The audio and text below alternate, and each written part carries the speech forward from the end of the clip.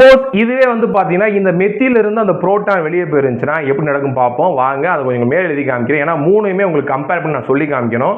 அப்பதான் உங்களுக்கு புரியும். சரியா தங்கங்களா? ரைட். அதனால அதை ரப் பண்ணிடுறேன். சரி, இப்போ கவனிங்க. இப்போ நான் உங்களுக்கு இதுவும் உங்களுக்கு புரியறதுக்கு என்ன பண்ண போறேன் அப்படின்னா, இதை வந்து CH2ஆவும் ஹச்சாவும் எழுதிக்கிறேன்.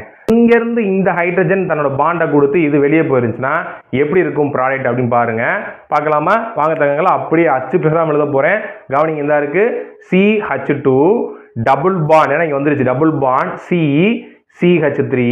அப்புறம் என்ன இருக்கீங்க CH CH3 CH3 அப்படின்னு இருக்கு. ரைட்டா? Right right. இப்போ கவனிங்க, இதனுடைய இந்த அல்கின் பார்ட் எடுத்துக்குவோம்.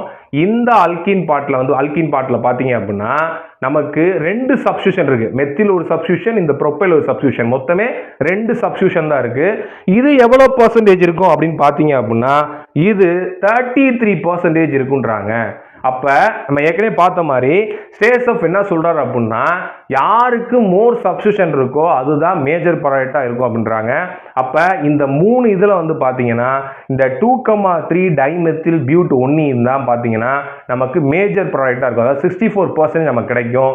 மிச்சம் ரெண்டும் கம்மியா தான் இருக்கும். சரியா?